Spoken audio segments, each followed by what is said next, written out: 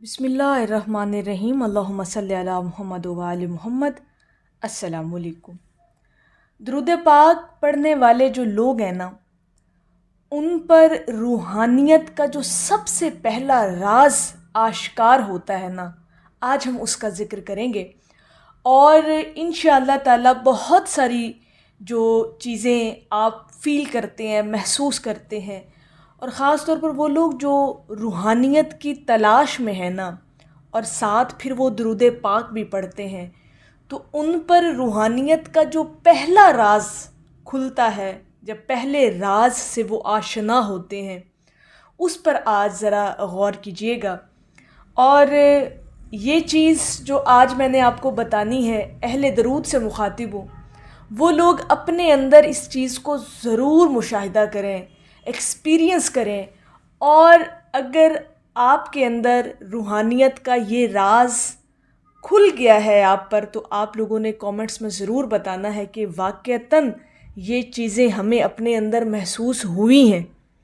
अब रूहानियत का जो सबसे अहम पहलू आप पर, जब आप दुरूद पाक पढ़ना शुरू करते हैं और एक लंबे अरसे से आप दुरूद पाक पढ़ते चले आते हैं, तो आहिस्ता आहिस्ता आपकी रूहानियत की जो बिल्डिंग है ना, समझ लें, यानी वो जो इमारत है रूहानियत की, वो तामीर होना शुरू हो जाती है आपके वजूद के अंदर, आपकी रूह के अंदर, क्योंकि रूह और रूहानियत का बहुत गहरा ताल्लुक़ है।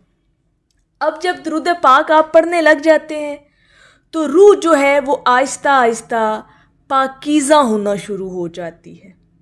ठीक है, आपकी रूह की जो तहारत है, जो आपके बातिन के अंदर जो तहारत है, वो फिर आपके ज़ाहिर में ज़ाहिर होना शुरू हो जाती है, यानी आपके अमल में ये चीज़ें महसूस होती हैं।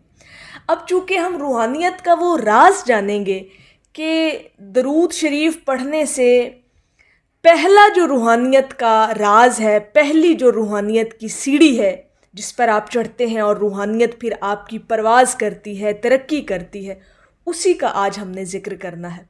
और फिर ये चीज़ें आपने ख़ुद में महसूस भी करनी है। देखिए, रूहानियत जो है ना, ये आपको आपके नफ्स को कंट्रोल करना सिखाती है। जब आपका नफ्स कंट्रोल होना शुरू हो जाता है ना, जब आप नफसानी ख्वाहिशात से बचना शुरू कर देते हैं, तो वहाँ से फिर रूहानियत जो है वो तरक्की करना शुरू करती है।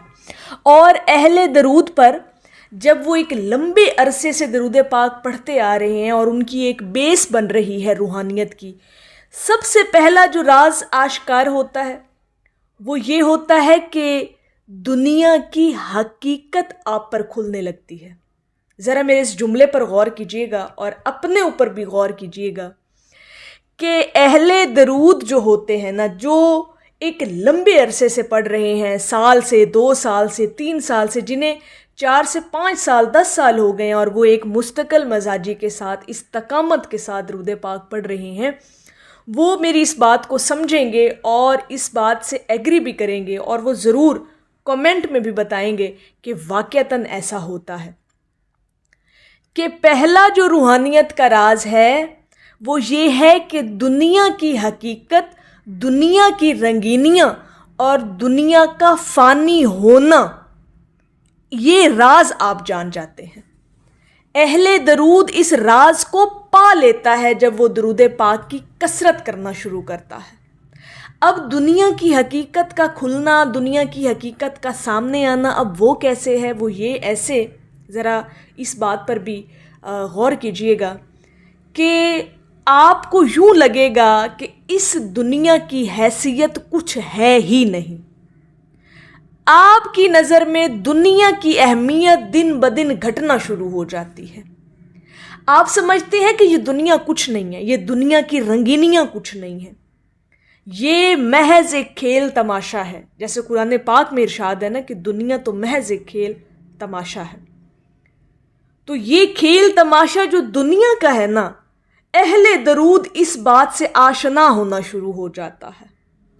پھر اس کی جو ایک لائف ہے نا، اس کی جو ایک تبدیلی اس کی زندگی میں آتی ہے، اور پہلی روحانیت کی سیڑھی جب وہ چڑھتا ہے تو وہ پہلا راز ہی یہی جانتا ہے کہ یہ دنیا کچھ نہیں ہے.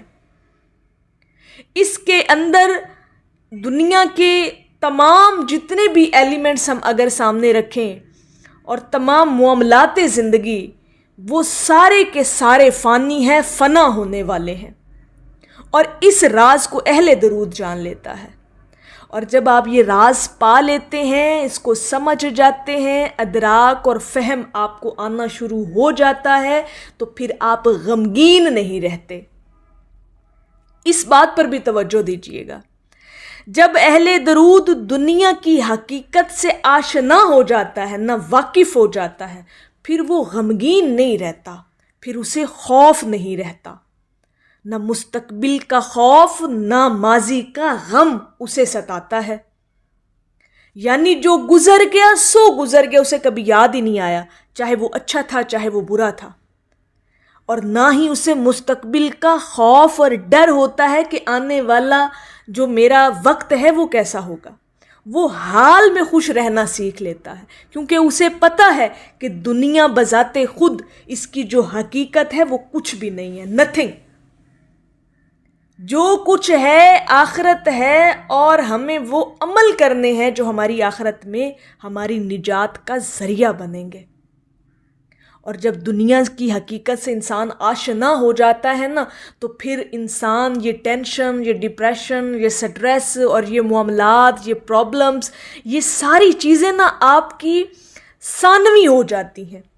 ٹھیک ہے، ان کو آپ پرائیورٹی دینا چھوڑ دیتے ہیں.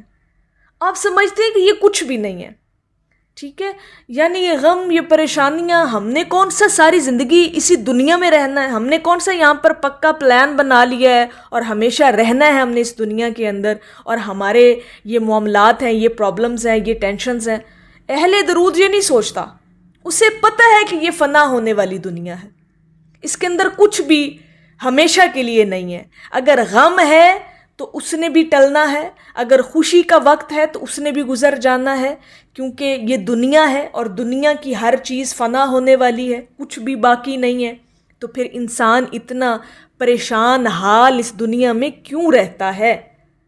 اور جس نے یہ بات سمجھ لی، جس نے اس راز کو پا لیا کہ دنیا کی حقیقت کچھ نہیں، دنیا کے اندر جتنے بھی معاملات ہیں، جتنی بھی زندگی گزارنے کے آپ کے جو طریقہ کار ہیں، جن چیزوں سے آپ پریشان ہوتے ہیں، غمگین ہوتے ہیں، خوف ہوتا ہے، آپ کو ڈر ہوتا ہے، وہ کچھ بھی نہیں ہے.